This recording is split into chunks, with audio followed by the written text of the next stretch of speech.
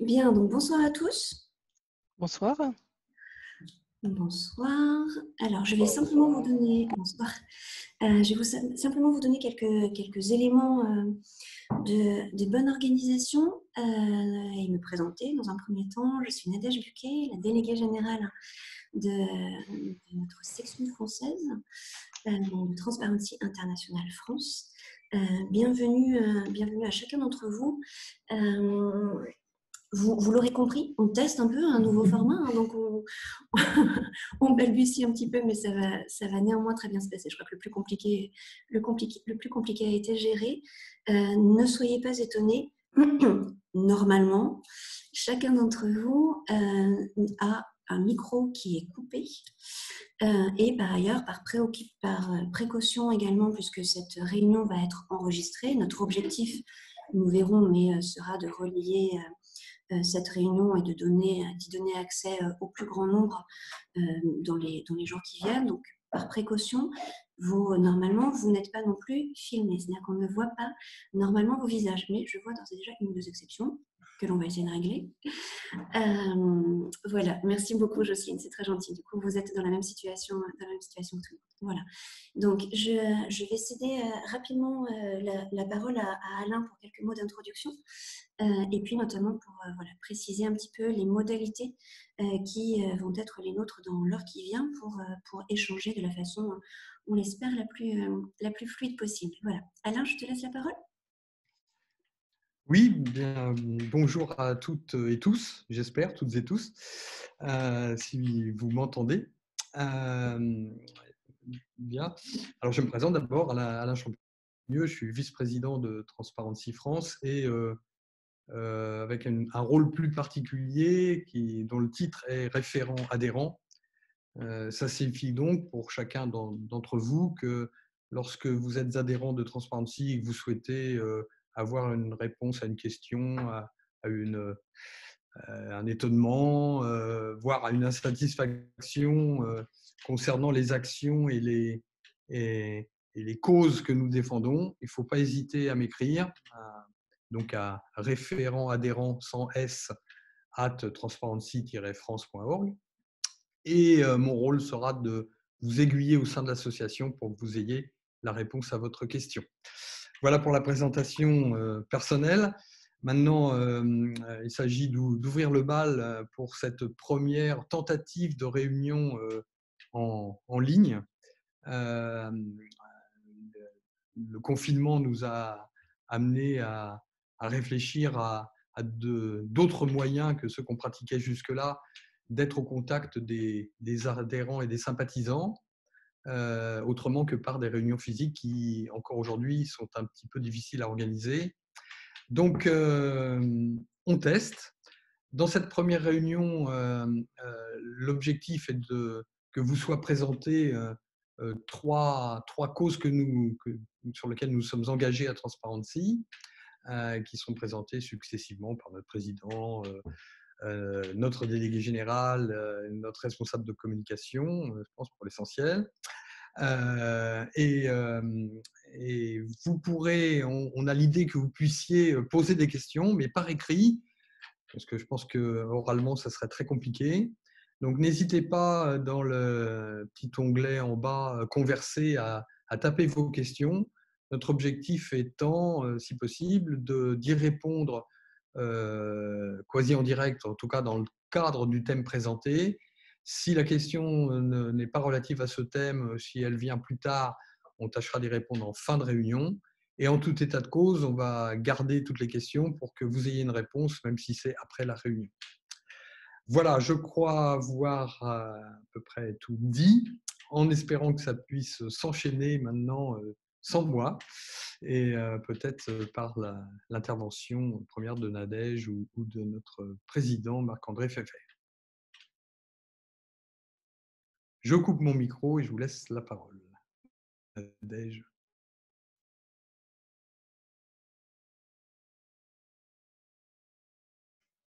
Voilà, bonjour à toutes et à tous. J'espère que vous m'entendez. Tu m'entends, Alain? Bon. Donc, bonjour. Donc, on peut espérer que d'autres m'entendent. Président Transparency, excusez-nous donc pour ces petits aléas, mais ça a l'air de fonctionner. L'idée, c'était d'échanger un peu avec vous sur ce que nous avons fait pendant la période de confinement et les actualités que nous avons suivies. Je sais que vous-même, vous avez suivi notre activité grâce à nos nombreux communiqués, mais je pense que c'est mieux de vous les présenter en réel. Alors, comme le disait Alain, nous avons sélectionné trois thèmes. Le premier, c'est celle des biens mal acquis et de la restitution des avoirs. Vous savez que nous sommes très mobilisés là-dessus et il y a une actualité. Le deuxième, c'est le financement de la vie politique et en particulier celui de l'élection présidentielle, où il y a également une actualité. Et puis le troisième, c'est la problématique générale des conflits d'intérêts et du lobbying partant de crise sanitaire et d'état d'urgence, qui est évidemment quelque chose qui mobilise toutes les ONG. Donc, je vais commencer en vous parlant des biens mal acquis et de la restitution des avoirs et du financement de la vie politique. Et ensuite, Nadège et Mathieu vous parleront de notre travail en matière de lobbying et de surveillance des conflits d'intérêts. L'idée étant d'aller relativement vite et ensuite de pouvoir répondre aux questions que vous nous posez. Alors d'abord, sur les BMA, vous connaissez bien cette affaire. Je rappelle qu'en début d'année, nous avons eu la satisfaction de voir confirmer et même aggraver en appel la sanction pénale concernant Théodorine Obiang, dont effectivement la confiscation des biens a été confirmée par la Cour d'appel en plus d'une peine de prison avec sursis. Mais une autre actualité est venue depuis concernant deux procès. Le premier, c'est le procès qui a été fait par Sherpa, et à l'époque à Transparency, mais qui n'avait pas pu poursuivre, car nous avions trop d'affaires en train, contre Rifat El-Assad, l'oncle de l'actuel dirigeant de Syrie, pour blanchiment de détournement de fonds publics en France. Et si vous avez suivi l'actualité, vous avez vu qu'il y a quelques jours, le tribunal judiciaire a condamné M. Rifat El-Assad à une peine de prison et à la confiscation des biens qu'il avait en France pour une somme globale qui est de l'ordre de 90 millions d'euros. Donc évidemment, comme dans l'affaire Théodorine Obiang, ceci pose la question de la restitution des avoirs aux populations qui en ont été spoliées le moment venu, puisque bien sûr, il y a encore des recours. M. Obiang a fait un recours devant la Cour de cassation, il est possible que M. Rifat El-Assad fasse un recours en appel, mais à un moment donné, ces décisions, nous l'espérons, deviendront définitives. Et alors, comme vous le savez, la loi française aujourd'hui fait que l'argent des confiscations reviendra au budget de l'État. Nous avons toujours dit que ça n'était pas admissible. Je crois que nous en avons convaincu les pouvoirs publics, mais maintenant, il faut passer à l'acte, faute de quoi, effectivement, ces sommes, en tant que contribuable, je m'en félicite, mais en tant que militant de l'ONG, j'en suis furieux, retourneraient au budget de l'État. Alors, ce d'autant plus qu'une troisième affaire est venue se greffer là-dessus, qui concerne la fille de l'ancien dirigeant ouzbek Gulnara Karimova, qui, elle, a été condamnée il y a maintenant presque 1 an, suivant une procédure de plaidé coupable. Et à la suite de cette procédure, la France a restitué directement au gouvernement ouzbek, qui s'était porté partie civile, la somme de 10 millions d'euros, mais sans conditions particulières. Donc on est là dans un cas de figure où, comme il y avait une partie civile, elle a pu toucher de l'argent, mais sans qu'il y ait eu un contrôle ou des conditions d'utilisation. Donc dans les trois cas, il s'agit de l'affaire Obiang, de l'affaire Rifat El-Assad ou de cette affaire, l'urgence d'avoir une législation votée par le Parlement français pour prévoir une restitution des avoirs dans des conditions de transparence, de suivi et d'association des ONG qui soient acceptables s'impose. Alors, vous savez qu'on a fait pas mal de lobbying, on a organisé ces 2 dernières années 2 conférences, l'une à l'Assemblée, l'autre au Sénat. On a obtenu, grâce à l'aide de la Commission des lois du Sénat et de M. Sueur, le vote d'une proposition de loi à l'unanimité au Sénat qui établit le principe de la restitution et des grands principes de transparence, de redevabilité et d'association des ONG. Et évidemment, nous souhaitons maintenant que ce texte soit examiné par l'Assemblée nationale et voté. Alors, le gouvernement a missionné l'année dernière 2 parlementaires, M. Saint-Martin et M. Warsmann, qui ont fait un rapport tout à fait au soutien de nos demandes, c'est-à-dire demandant effectivement que le principe de la restitution soit inscrit dans la loi, qui soit géré dans la mouvance du Quai d'Orsay et probablement de l'AFD, mais selon des principes qui seraient fixés par la loi et le décret. Malheureusement, avec en plus la crise du Covid, tout ça a pris du retard et donc nous avons repris notre bâton de pèlerin au niveau des parlementaires. Nous avons eu notamment un soutien appuyé de M. Saint-Martin que nous avons pu avoir au téléphone récemment, et auprès des politiques, de façon à ce que, dès que possible, un projet de loi soit présenté à l'Assemblée nationale et qu'il puisse être voté, nous l'espérons, en 2020, ça me paraît un peu difficile, mais début 2021. Vous savez que pour notre association, c'est quelque chose de très important, et on voit maintenant que grâce à l'action d'un certain nombre d'ONG, eh bien, les procès ont lieu, les condamnations interviennent. Il nous manque simplement cet élément qui est évidemment capital, et nous militons ardemment. Je crois que sur le principe, tout le monde est d'accord, mais après, il faut évidemment que nous ayons le texte de loi. Donc ça, c'est un plaidoyer qui nous a occupés, de même qu'un autre plaidoyer sur le financement de la vie politique et le financement de la campagne présidentielle. Alors, vous savez que nous avons fait un rapport qui est disponible en ligne pour ceux d'entre vous qui ne l'auraient pas encore lu, parce qu'au fond, il y a maintenant à peu près 2 ans, nous nous sommes dit, mais comment faire pour qu'une affaire du type Big Malion ne puisse pas se reproduire ? Et que donc les campagnes électorales présidentielles ne soient pas régulièrement le lieu de procès. Il y en a eu plusieurs. Il y a le procès de l'édition, si je veux dire 95, de l'élection présidentielle qui vient de trouver une première concrétisation avec le tribunal judiciaire dans l'affaire dite du financement, puisqu'il y a eu 6 condamnations à des peines de prison ferme, essentiellement dans l'affaire de Karachi. Mais il y a eu aussi, évidemment, l'affaire du financement libyen qui est à l'instruction en 2007, et en 2012, l'affaire Big Malion. Donc, il y a une actualité liée justement au jugement Karachi et à des auditions dans l'affaire libyenne. Et il se trouve aussi qu'il y a une autre actualité que nous suivions de près, qui est celle du remplacement des membres de la CNCCFP. Alors, c'est un sigle un peu barbare qui nous est devenu très familier. C'est la Commission nationale des comptes de campagne et des financements politiques qui a été établie en 1992 et qui, en fait, est le juge comptable de toutes les grandes élections en France et qui, d'autre part, contrôle aussi les comptes des partis politiques, le tout permettant ou pas d'être éligible au financement public pour les partis politiques et pour les campagnes électorales. Et donc, évidemment, la CNCCFP est un endroit essentiel pour le contrôle des comptes de campagne, et l'échéance actuelle, c'est celle de la renomination des 9 membres de la commission et de son futur président, qui a été pressenti par le président de la République et qui doit être confirmé dans les semaines qui viennent par les assemblées parlementaires. Donc pour nous, c'est l'occasion, évidemment, de faire du lobbying. Alors je rappelle en 2 mots ce qu'est notre proposition, c'est que finalement, aujourd'hui, la régularité du financement de la campagne s'apprécie une fois la campagne terminée. C'est-à-dire la campagne en général a lieu au mois de mai, et puis au mois d'octobre, la Commission rend un certain nombre de décisions pour dire si les comptes de campagne sont approuvés ou non, et ensuite, s'ils ne sont pas approuvés, oblige évidemment les candidats à rembourser un certain nombre de choses. Et puis après, le travail de la Commission est rendu public, et donc des journalistes et des ONG viennent éventuellement critiquer ce que fait la Commission. Mais c'est trop tard. C'est trop tard. L'élection a eu lieu, le président a été élu. Vous savez que sa responsabilité ne peut pas être mise en cause pendant 5 ans. Donc, s'il s'est passé des choses graves en matière de financement pendant la campagne, eh bien, d'une certaine façon, c'est trop tard. C'est pour ça que nous avons eu l'idée de donner à cette commission, pendant le déroulement de l'élection, des pouvoirs qu'elle n'a pas.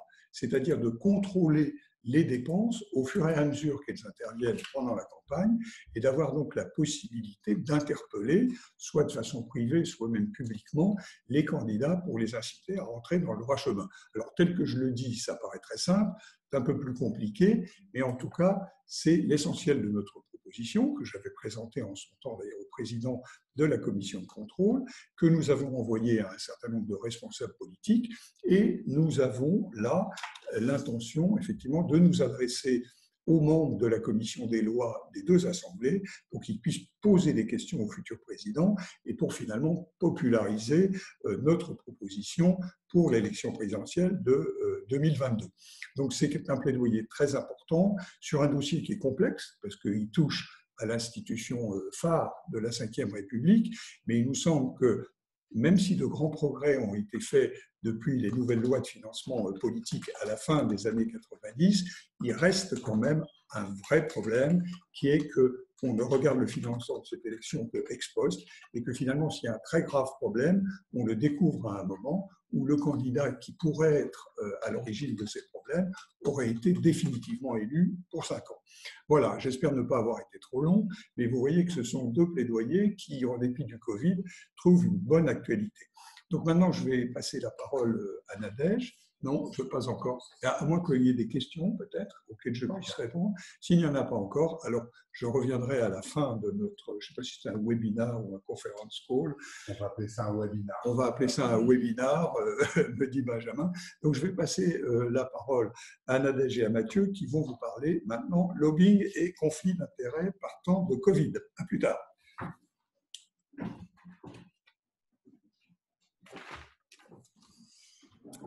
Bien, rebonsoir à tous.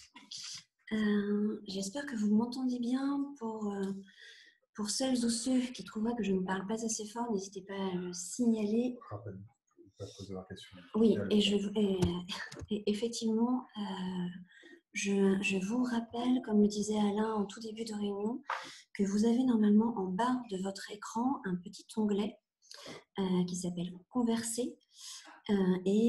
Par lequel nous pouvons en fait interagir. Je crois que vous interagissez d'ores et déjà avec Benjamin, c'est-à-dire que vous ne pouvez pas interagir entre vous, mais vous pouvez nous adresser les questions que suscitent nos interventions successives. Voilà, donc n'hésitez pas pendant nos prises de parole à utiliser cet onglet converser, à nous poser vos questions et nous y reviendrons voilà, soit à la fin de chacune des interventions, soit en fin de réunion en essayant de les rebalayer de la façon la plus exhaustive possible.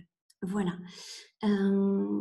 Je reprends le fil du coup de notre présentation pour vous parler d'un autre sujet d'actualité effectivement et d'un autre sujet de plaidoyer. Pour ceux d'entre vous qui nous suivent peut-être déjà depuis un petit moment, vous savez que le lobbying, et en l'occurrence la transparence du lobbying, est pour Transparency France une préoccupation bien réelle. Nous avons publié notamment un rapport en ce sens sur les évolutions souhaitables pour une activité de lobbying plus transparente. Peut-être un préalable pour que l'on parle bien tous de la même chose sur ce que nous entendons être une action de lobbying. Voilà, ce mot peut prendre dans la bouche des uns et des autres des définitions différentes et de ce fait des intentions plus ou moins louables. La définition que nous, Transparency France, nous donnons du lobbying est une acception très large au sens où il s'agit pour nous de toute action conduite à vocation d'influencer une décision publique de façon à faire valoir nos propres intérêts, nos propres valeurs, de défendre nos propres causes. À ce titre, Transparency France, pour nous, compte parmi les lobbyistes, compte parmi les représentants d'intérêt. Et d'ailleurs, nous figurons au répertoire dont Mathieu vous parlera tout à l'heure, au répertoire des représentants d'intérêt. Voilà.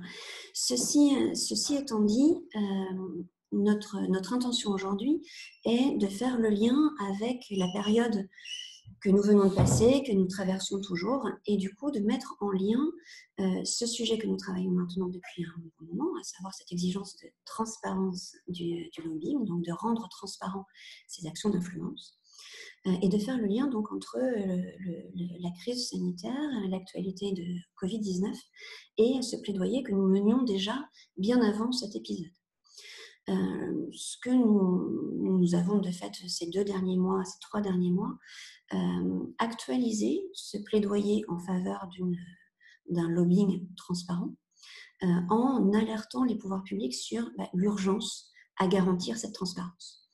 Une urgence parce que nous sommes dans un contexte sanitaire bien particulier qui permet aujourd'hui aux décideurs publics à prendre ces décisions, à prendre ces arbitrages selon des modalités beaucoup plus souples qu'à l'ordinaire. Je vous donnerai peut-être deux exemples qui nous ont conduits à interpeller les pouvoirs publics sur cette dimension d'urgence de transparence. Le premier exemple est dans le domaine de la santé publique. Vous avez probablement toujours en tête une polémique qui s'est lancée à la fin du mois de mars dernier, lancée notamment par un article de Mediapart, mais bien d'autres articles se sont succédés. Un article qui mettait en lumière la possibilité de liens d'intérêt entre les médecins membres des conseils scientifiques qui soufflent aux oreilles des membres du gouvernement. Donc des liens d'intérêt entre ces membres de conseils scientifiques et les laboratoires pharmaceutiques et l'industrie pharmaceutique. Et plus précisément, parfois, des liens d'intérêt entre ces membres de conseil et des laboratoires concernés aujourd'hui, travaillant aujourd'hui sur les molécules pouvant être impliquées dans de futurs vaccins ou des laboratoires impliqués également dans des tests de dépistage. Donc cette polémique, elle est encore fraîche. Elle était assez légitime puisqu'elle venait interroger ces liens d'intérêt qui pouvaient aisément prêter à de véritables conflits d'intérêts. Ce qui a été intéressant d'observer pendant cette période, c'est que sous la pression de la presse, sous la pression également de la vigilance citoyenne, les pouvoirs publics, et en l'occurrence le gouvernement, a réagi en imposant aux membres de ces conseils de déclarer leur relation d'intérêt. Et le cas échéant, quand il y avait effectivement lien d'intérêt, de se déporter des avis à rendre par ces instances, par ces conseils scientifiques. Donc, à la fois, bonne réaction, il y a eu réaction et on s'aperçoit que la vigilance citoyenne fait son effet et conduit à des réactions utiles de la puissance publique. Pour autant, effectivement, il aurait évidemment été souhaitable que ces mesures ne soient pas prises a posteriori, mais dès la mise en place de ces conseils, avec d'emblée l'expression d'une vigilance et d'une prise en considération de ces possibles liens pouvant conduire à des conflits d'intérêts dans la période. Donc, évolution certes significative, mais pour ce qu'observe notre ONG, nous aimerions évidemment que ces précautions soient d'emblée pleinement intégrées par les pouvoirs publics et donc par notamment les membres du gouvernement. Un autre sujet dont vous avez également pris connaissance ces derniers mois, je vous parlais là à l'instant des possibles conflits d'intérêts dans le secteur de la santé, mais on a également en tête les 136 milliards d'euros accordés là aussi par la puissance publique au titre de la relance économique. Donc de l'argent public qui a été accordé au titre de différents plans de relance dans l'automobile, l'aéronautique, le tourisme également. S'il est évidemment légitime que les acteurs économiques concernés par cette crise se manifestent et manifestent leurs intérêts auprès des décideurs publics en sollicitant notamment cette aide publique, les enjeux sont d'une telle ampleur, tant en matière de mobilisation budgétaire, mais aussi en matière, par exemple, d'impact environnemental que peuvent avoir ces plans de relance. Cette ampleur est telle qu'on ne peut imaginer aujourd'hui que l'influence exercée ne se fasse pas dans la plus stricte transparence. Donc, vous voyez combien le sujet de transparence, qui a toujours été une préoccupation pour Transparency France, trouve ici une acception et un caractère véritablement d'urgence. Donc, est-ce que les dispositifs qui existent aujourd'hui, est-ce que les outils dont nous disposons pour garantir cette transparence sont-ils suffisants ? Ce qui est certain, c'est qu'il y a eu ces dernières années une avancée extrêmement significative, notamment portée dans le cadre de la loi dite Sapin II, du nom du ministre qui l'a portée. Donc la loi Sapin II qui date de décembre 2016. Et qui porte justement sur la lutte contre la corruption et en faveur d'une plus grande transparence. Donc cette loi a notamment permis la création du registre, du répertoire dont je vous parlais tout à l'heure, du répertoire des représentants d'intérêt. Ce répertoire est un formidable outil. Malheureusement, ce que nous observons aujourd'hui, c'est que ce répertoire est une sorte d'annuaire des représentants d'intérêt, d'annuaire des lobbyistes qui existent et qui exercent en France, mais l'intention originelle qui prévalait à la création de ce répertoire, cet objectif originel aujourd'hui n'est pas atteint.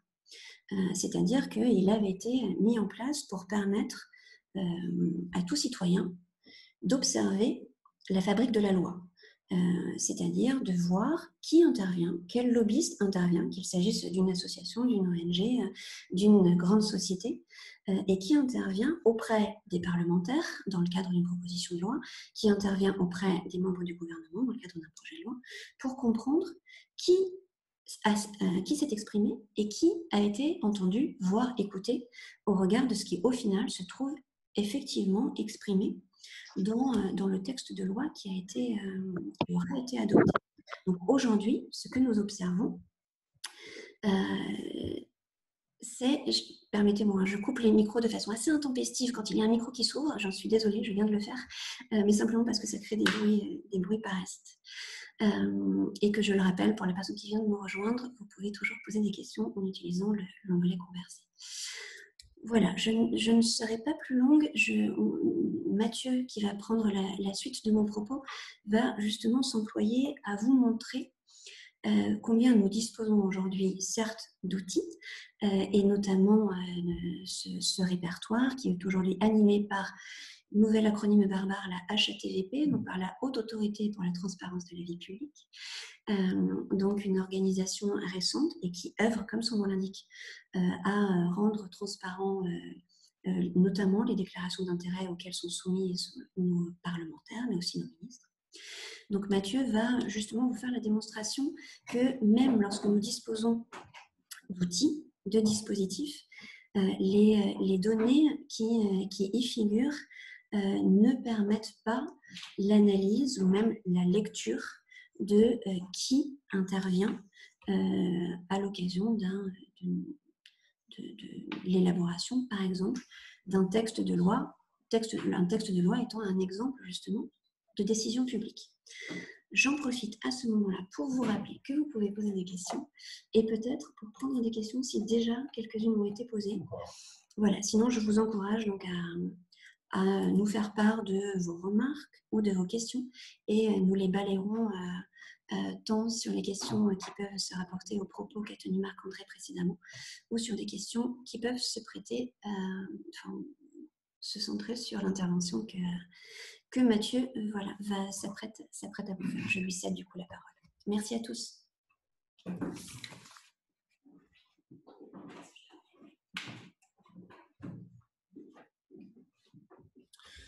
Bonjour à tous.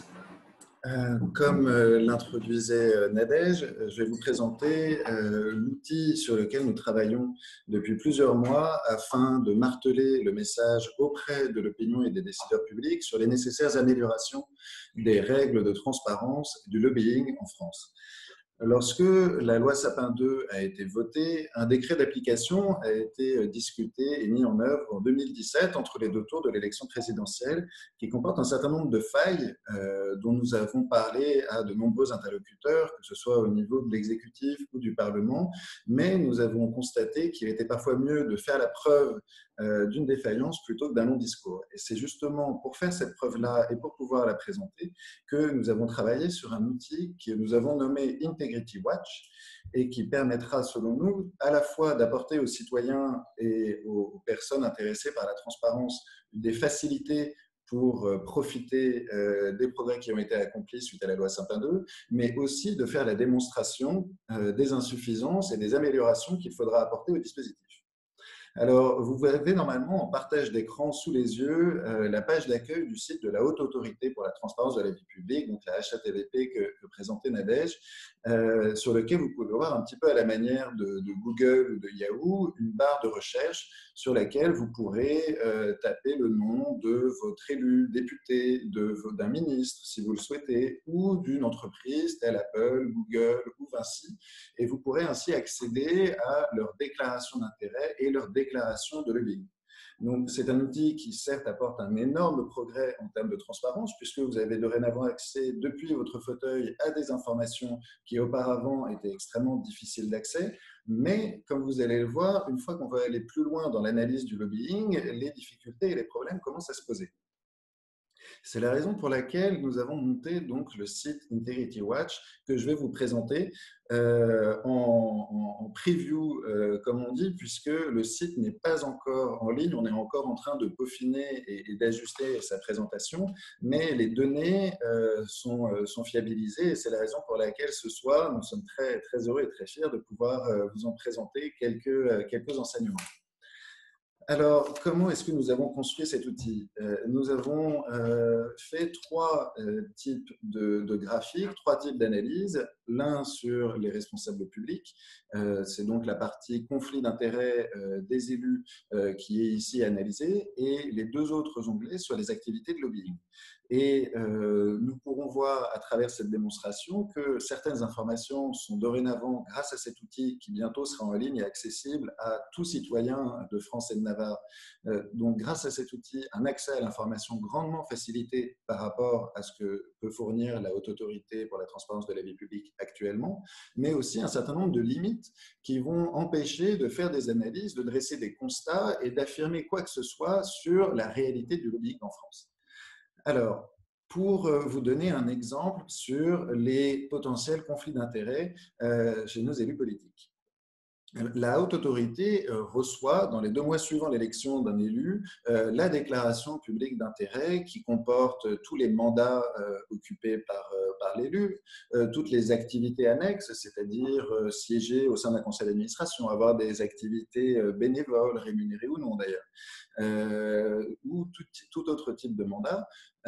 L'élu est également obligé de déclarer ses rémunérations, ses détentions de participation financière, celles de son conjoint éventuellement, dans le but d'éviter ou de mettre à jour tout lien d'intérêt ou conflit d'intérêt qui pourrait nécessiter l'intervention d'un déontologue et d'un déport sur telle loi ou tel sujet, si par exemple un élu est extrêmement impliqué dans le secteur de l'environnement, de l'immobilier ou de l'énergie, il pourrait être censé qu'il ait le réflexe de se déporter, et en tout cas, nous pourrons avoir l'information.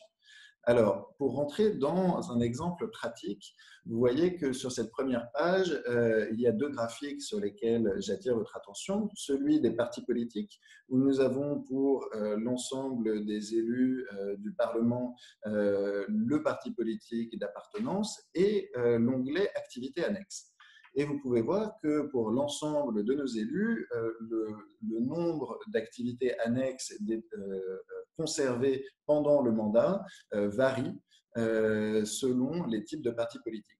Alors, si on regarde la photo globale, vous pouvez voir sur le graphique ici où je déplace ma souris que 41% de vos élus, soit 428 d'entre eux, je ne l'ai pas dit, mais nous en avons 1041 dans la base, n'ont aucune activité annexe. C'est déjà une première information utile qui n'est pas disponible sur le site. Vous pouvez également voir en l'essence graphique que près de 20% ont conservé une activité annexe et 30% entre 2 et 5 activités annexes.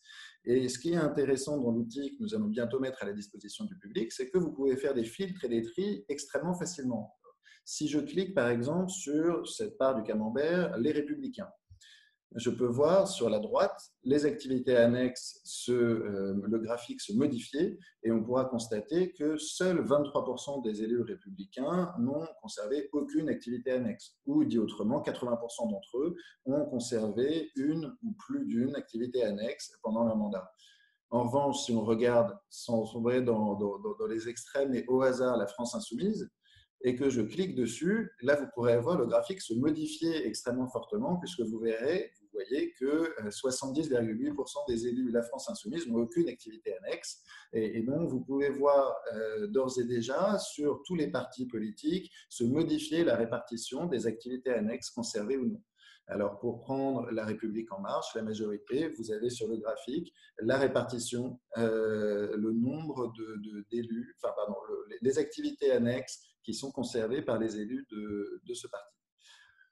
Sur cette part conflit d'intérêts, nous pouvons faire des tris hommes-femmes et donc examiner les activités annexes conservées ou non à travers ce prisme. Nous pouvons faire également des tris en fonction du mandat qui est occupé, députés, sénateurs, députés européens. Et nous pouvons retrouver en bas de la page un tableau qui permet de trier, de classer, de regarder différentes choses. Par exemple, vous pouvez regarder le nombre de déclarations déposées et faire un tri pour savoir quels sont les élus qui n'ont fait qu'une déclaration depuis 2017, alors que les déclarations devraient logiquement être modifiées si une modification substantielle devait donner lieu à une rectification. Donc, il faut considérer soit que ces élus ne sont pas à jour, soit qu'éventuellement, ils n'ont eu aucune modification substantielle de leurs intérêts, de leurs déclarations. Vous pouvez en tout cas accéder à cette piste extrêmement facilement avec des tris et vous pouvez, comme vous le voyez sur le tableau, faire tout type de tri et examiner un certain nombre de choses. Alors, on peut trouver que cela est très bien, ça répond à un certain nombre de questions, mais finalement, ça en soulève encore plus. Par exemple, lorsque nous observons qu'un certain nombre de députés ont conservé plus de 5 activités annexes, on est un petit peu frustré de ne pas pouvoir déterminer dans quel secteur économique ces activités ont été conservées. Ça ferait partie d'un travail qui pourrait être fait par Transparency ou par des bénévoles ou par des entreprises de tech sociale. En tout cas, c'est quelque chose qui n'est pas disponible à travers la HATVP. Nous pourrions également nous interroger sur le bénéficiaire effectif de ces activités annexes dans lesquelles siègent nos députés, nos sénateurs. À travers des holdings, on peut souvent perdre de vue à qui bénéficie une activité économique ou une entreprise. Et il pourrait être intéressant d'avoir cette information-là. Nous pourrions aussi être intéressés à savoir qui sont les associés, les actionnaires des entreprises privées dans lesquelles les élus gardent un mandat, voire même une rémunération, et essayer d'établir des connexions ou des liens qui permettraient de détecter le plus en amont possible de possibles liens d'intérêt afin d'aboutir à une démocratie la plus transparente possible et à éviter les soupçons qui pourraient entacher la fabrique de la loi. Alors, voilà une petite démonstration sur les responsables publics, mais ce qui est plus intéressant encore, c'est sur les lobbyistes. Alors, si l'on regarde sur les lobbyistes, vous pouvez voir sur les graphiques Integrity Watch que nous sommes en capacité de présenter pour 2040 lobbyistes enregistrés à la HATVP le nombre d'activités déclarées, le chiffre d'affaires, le montant des dépenses et le nombre de lobbyistes par organisation.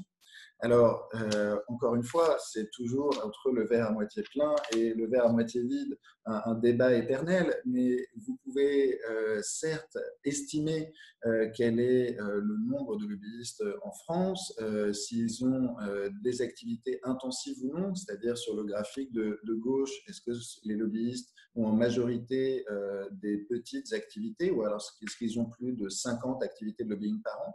Vous voyez donc ici la majorité a moins de 10 activités par an. Vous pouvez voir quel est le chiffre d'affaires des entreprises qui exercent des activités de lobbying. Vous pouvez même connaître le montant des dépenses de lobbying de ces entreprises. Et c'est là, malheureusement, que, comme on dit, le bas blesse, puisque la déclaration des dépenses de lobbying et du nombre de lobbyistes par organisation, les deux étant intimement liés, puisqu'il s'agit le plus souvent de masses salariales qui sont consacrées aux activités de lobbying, répondent de règles assez complexes, pour ne pas dire obscures, puisqu'elles ont été clarifiées par la HATVP depuis quelques années, où les lobbyistes ont une marge d'interprétation très forte par rapport à la loi sur ce qu'ils doivent déclarer ou non. Le terme consacré, dont vous êtes peut-être familier, c'est qu'un lobbyiste doit se déclarer si son activité est principale et régulière. Alors, il y a eu beaucoup de discussions sur l'interprétation de ces termes, mais le résultat final est que les marges d'interprétation font que les données que vous observez ici, de montant des dépenses, de nombre de lobbyistes par organisation, doivent être prises avec des pincettes et une extrême précaution, puisque certains vont déclarer plus, certains vont déclarer moins, et bien malin qui réussira à avoir une image fiable des activités de lobbying. Si nous descendons sur notre outil, vous pouvez également examiner sur quel secteur d'activité les activités de lobbying ont été réalisées, si ces activités ont été intermédiaires, c'est-à-dire par exemple une entreprise comme Google va-t-elle elle-même en son nom réaliser ces activités de lobbying ou va-t-elle passer par des cabinets de conseil qui feront l'activité de lobbying pour son compte. D'ailleurs, vous pourrez, lorsque l'outil sera disponible, faire des tris et examiner, par exemple, si je clique sur cabinet de conseil, les secteurs d'activité sur lesquels ils ont eu le plus d'activités de lobbying, le nombre de mandants des cabinets de conseil, alors que si on regarde pour les associations, par exemple, puisque comme Nadège le disait, les ONG s'enregistrent à la HATVP, et là, vous voyez le graphique se modifier et le nombre de clients ou mandants étant égal à 0 pour 82% des associations.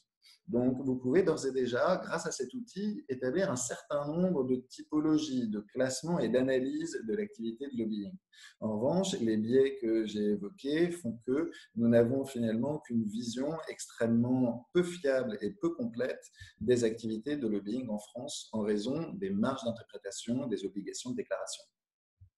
Et puis, dernier onglet, les activités de lobbying en elles-mêmes.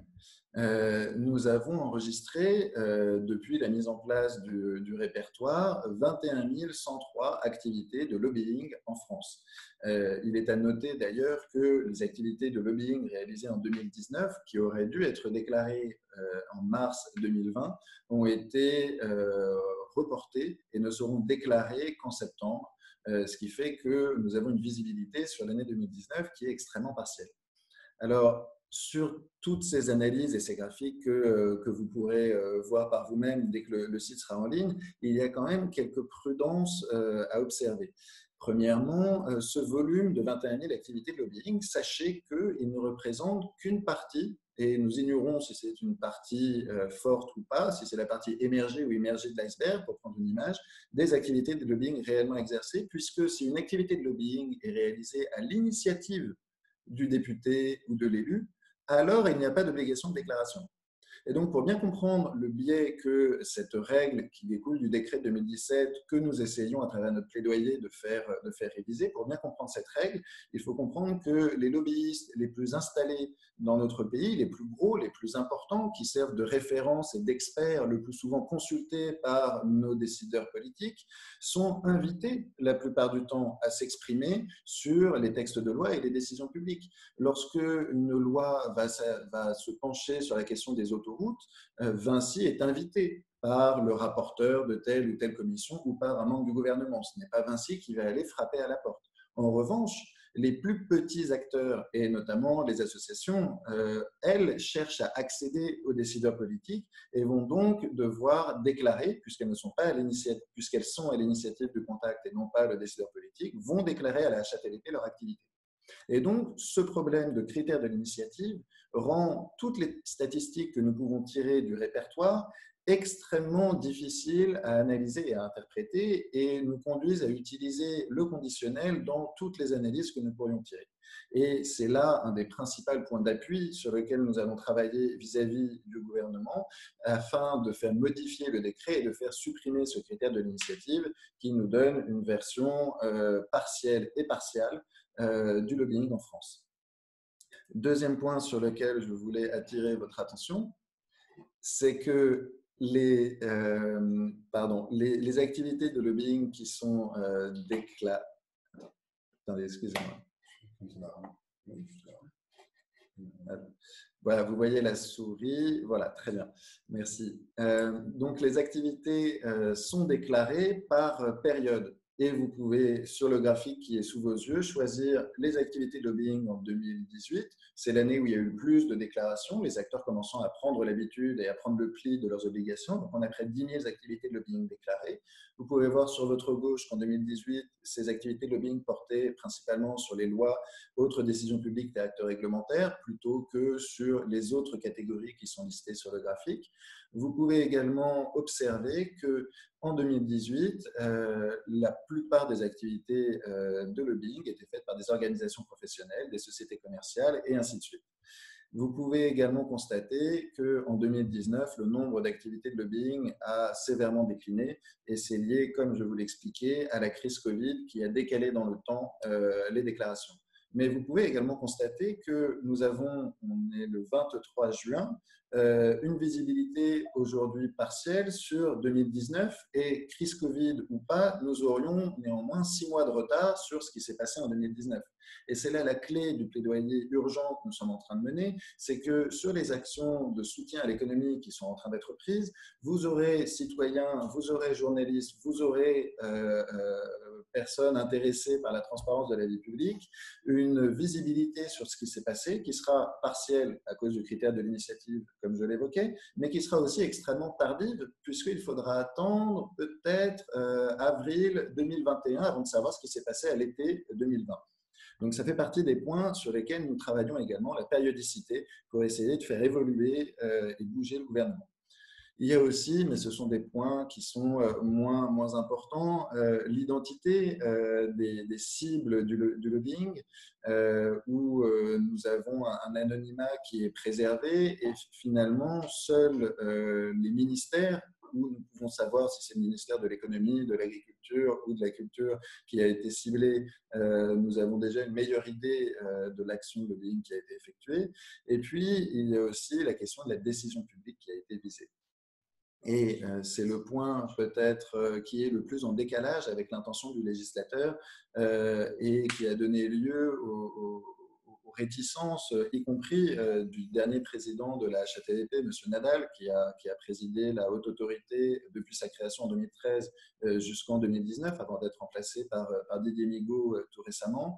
L'intention du législateur était de faire comprendre et de rendre transparent les influences qui pouvaient s'exercer sur la loi. Et cet objectif, de l'avis général, à travers les partis politiques, à travers certains cabinets ministériels et jusqu'à la HATVP, n'a pas été atteint. Pourquoi n'a-t-il pas été atteint? Parce qu'il est aujourd'hui impossible ou extrêmement difficile d'associer une action de lobbying à une loi. C'est-à-dire que les activités de lobbying déclarées ne sont pas obligées de mentionner quel texte de loi, quelle décision publique a été visée.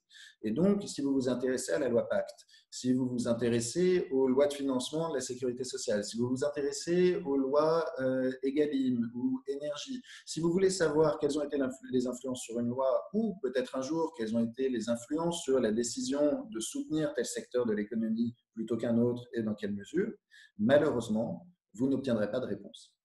Et c'est donc ce constat qui nous a conduit à faire un certain nombre de recommandations et de propositions afin de relier de manière beaucoup plus serrée et efficace les actions de lobbying avec les décisions publiques qui ont été visées par ces actions de lobbying. Donc voilà pour la présentation de notre outil. Comme je vous le disais, nous sommes encore en train de corriger les éternels bugs et de peaufiner son ergonomie afin qu'il soit le plus utilisable. Et je pense que vous pourrez trouver et faire circuler parmi vos proches ou les personnes que ça pourrait intéresser cet outil qui représente une réelle avancée par rapport aux informations disponibles telles qu'elles le seraient directement sur le site de la Haute Autorité. Alors, il y aura, c'est le verre à moitié plein, beaucoup d'informations que vous pourrez utiliser, que ce soit pour votre élu local ou que ce soit pour des questions de lobbying national, mais il y a aussi, et c'est le verre à moitié vide, énormément de prudence à prendre et énormément d'améliorations à apporter dans les données qui sont récoltées par la Haute Autorité. Je vais quitter le partage d'écran et je vais m'arrêter là pour répondre aux questions qui auraient pu être posées.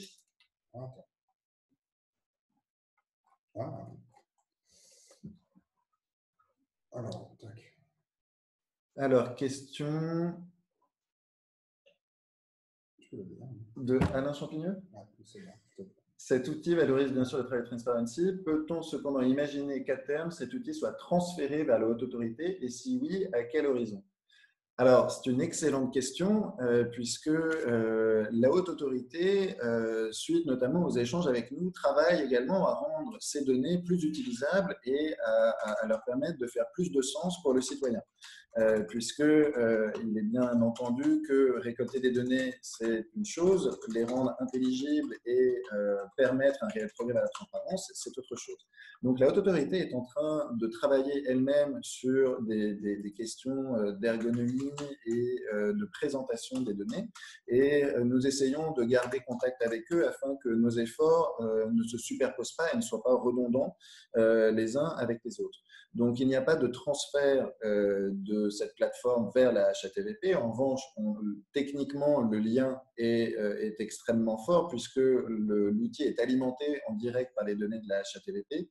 Et à terme, il y aura également un outil de la HATVP qui présentera d'autres informations puisque nous avons à la fois des objectifs qui peuvent être divergents et des capacités techniques qui sont différentes puisque ce sont eux qui ont la main sur leurs données.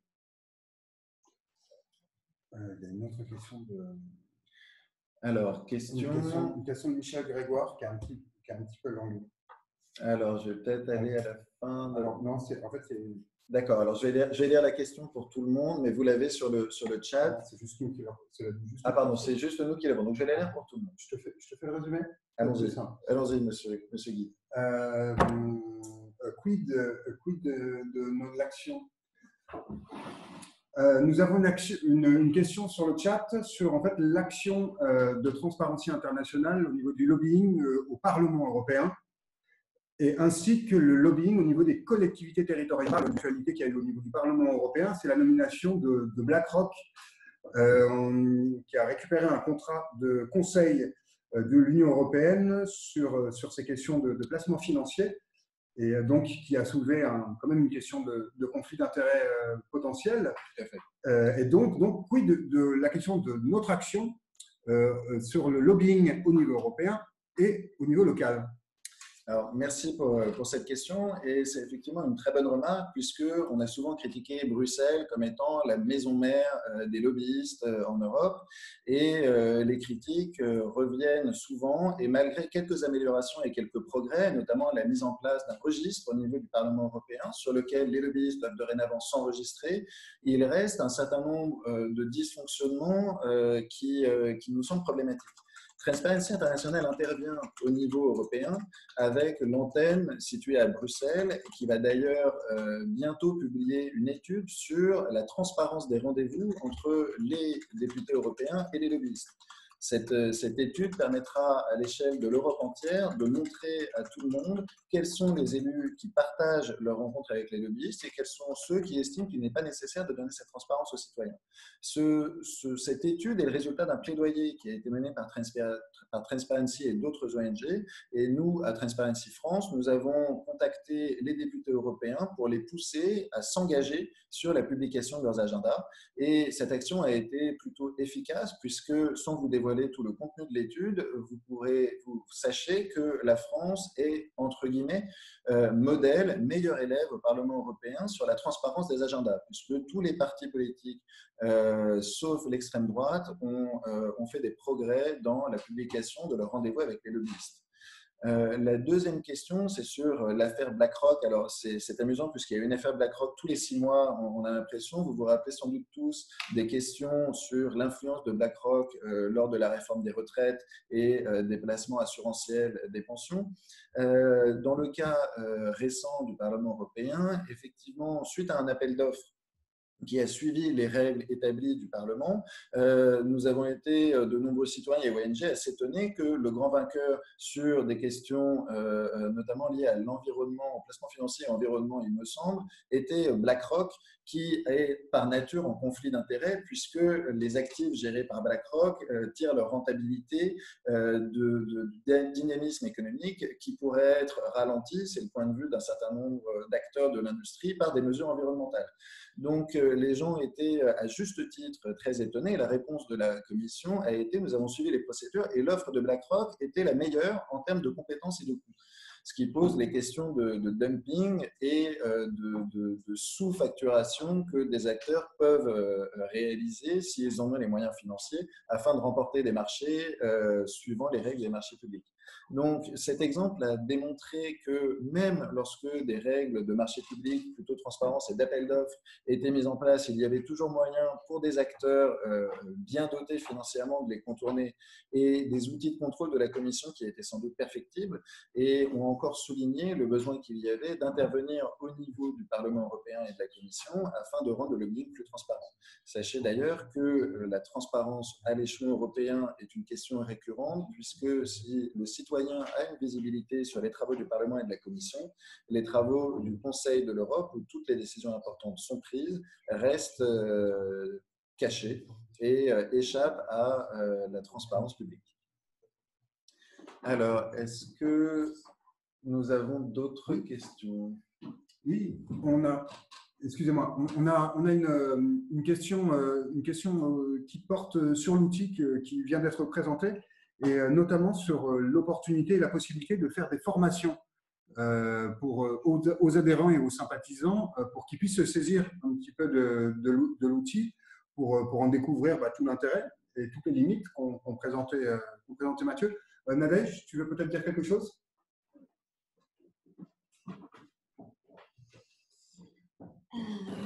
Oui, très volontiers. Merci pour la question. Je ne remercie pas nommément l'auteur, mais l'intention y est. Oui, effectivement, c'est un outil, comme l'expliquait Mathieu, pour lequel nous nourrissons une réelle ambition. Pour l'instant, l'outil n'est effectivement pas en ligne, donc vous en avez vu un peu effectivement en preview les éléments. Notre idée est qu'un usage le plus large possible en soit fait. Donc, former les personnes intéressées pour qu'elles puissent se familiariser et en avoir l'usage le plus complet. Nous y sommes évidemment tout à fait favorables. Notre idée est que cet outil va être rendu public très rapidement et notre ambition est qu'il continue à évoluer en venant y ajouter toujours de nouvelles sources de données. Donc, c'est un travail sur lequel Mathieu est actuellement mobilisé, d'essayer, et ce qui fera aussi la différence avec l'outil aujourd'hui, la plateforme HATVP, c'est que nous allons essayer d'y agréger des données supplémentaires, des données de l'INPI, par exemple, d'autres sources possibles. Et notre intention est qu'à terme, cet outil soit peut-être, pourquoi pas, monitoré justement, non plus par Transparency, mais peut-être par un groupe de bénévoles. On est en train de travailler justement sur ces pistes de développement supplémentaires dans les mois à venir pour en faire un outil largement utilisé, peut-être même autonome de Transparency, et en servant toujours cet objectif, encore une fois, originel, qui est que les citoyens accèdent enfin à la fabrique de la loi, comme l'évoquait Mathieu il y a quelques instants. Voilà, en espérant avoir répondu à la question. Alors, on va continuer à prendre les questions. Je vais juste faire une petite… Moustapha Hadib, en fait, on prend les questions à l'écrit, juste pour des questions de modération. Comme je vous disais dans le chat, on répond à vos questions avec plaisir. Si vous pouvez juste nous la mettre par écrit, ce serait très, très bien. Et nous allons revenir sur une partie de la question de Michel Grégoire qui portait sur le lobbying au niveau municipal et des collectivités territoriales, à laquelle Mathieu n'a pas répondu, mais c'est Marc-André qui va nous faire une petite réponse sur ce point. Oui, alors donc sur les collectivités locales, la loi a prévu effectivement que les gens qui font du lobbying au niveau local doivent s'enregistrer. Mais comme évidemment c'est une charge de travail considérable, la haute autorité avait demandé et obtenu que ce soit reporté jusqu'à 2021. Et il se trouve que pendant la crise du Covid, un amendement est passé un peu subrepticement qui visait à renvoyer encore de 2 ans jusqu'à 2023 l'entrée en vigueur du registre pour les collectivités locales. Alors nous avons dit notre déplaisir et finalement le Parlement a donné simplement, si je veux dire, 1 année de plus, c'est-à-dire permettre à la haute autorité de travailler sur la question de façon à ce que le registre pour les collectivités locales entre en vigueur à l'été 2022. Alors la question qui se cache derrière, c'est évidemment que certains n'ont peut-être pas tellement envie de déclarer leurs activités de lobbying, mais pas seulement, dans la mesure où la loi et le décret prévoient finalement un champ très très large pour les déclarations de lobbying au niveau local et que la haute autorité ne voudrait pas en fait être submergée de déclarations. Et donc le Parlement lui a confié le soin, dans l'année qui vient, de procéder à une concertation et de revenir vers le Parlement avec un système qui fonctionne et qui permette de façon raisonnable de faire enregistrer finalement les lobbying qui travaillent au niveau local et qu'ils puissent indiquer quelles sont les actions de lobbying qu'ils mènent. Donc, nous sommes conscients à Transparency qu'il reste du travail à faire. Par contre, nous sommes totalement opposés à un report sine die de cette obligation parce que le législateur a bien souhaité que ce ne soit pas simplement les actions nationales, mais aussi les actions locales et qu'elles soient incluses dans le champ des déclarations que les lobbyistes doivent faire. Benjamin. On est arrivé au bout des questions, sous réserve que Moustapha Habib nous pose sa question à l'écrit, que nous attendons et nous y répondons avec plaisir. Alors, en attendant peut-être qu'il pose la question, je voulais, puisque vous êtes là et que la plupart d'entre vous sont membres de l'association, vous dire que nous n'avons pas oublié notre Assemblée générale 2020 sur les comptes 2019, mais que, partant de Covid, c'était quand même plus difficile, non pas tant à préparer, mais à organiser. Et donc, nous profitons de la loi qui nous permet de faire notre Assemblée générale jusqu'au 30 septembre.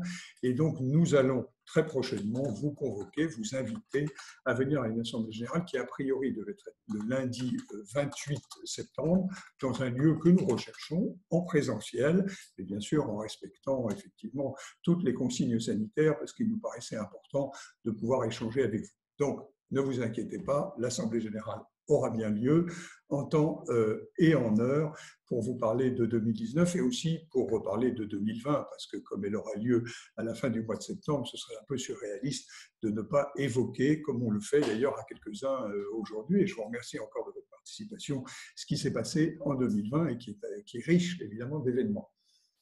Voilà, bah écoutez, s'il n'y a plus de questions, si des questions écrites arrivent encore, bien sûr, nous y répondrons. Je voudrais vous remercier d'avoir été avec nous parce que ça nous soutient de savoir aussi que vous vous intéressez à ces questions, vous y participez activement et remercier côté Transparency tous ceux qui ont aidé à l'organisation de cette séance, à Alain, bien sûr, notre référent, à Nadège, à Benjamin, à la technique, et je sais aussi que Mathieu, en plus du lobbying, a aussi contribué techniquement, et à Cynthia Rocamora, et qui a organisé tout ça. Il me reste à vous souhaiter une bonne soirée, et je pense, comme ça fonctionne quand même pas si mal que ça, qu'on rééditera la chose. Nadège, je veux dire un petit mot encore. Juste une précision. Voilà, je vous en prie. Voilà. Allez, Nadège prend le mot de la fin.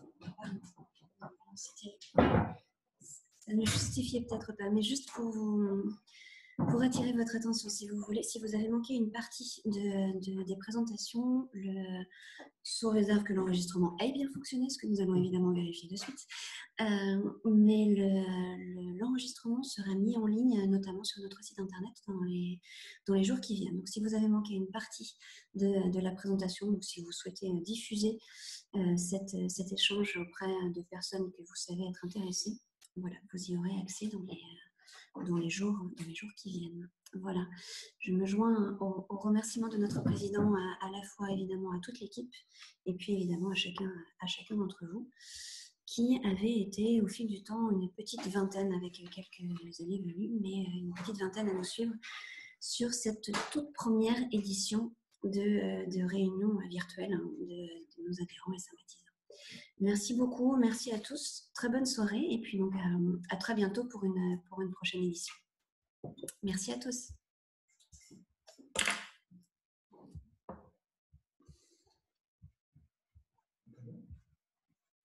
Je récupère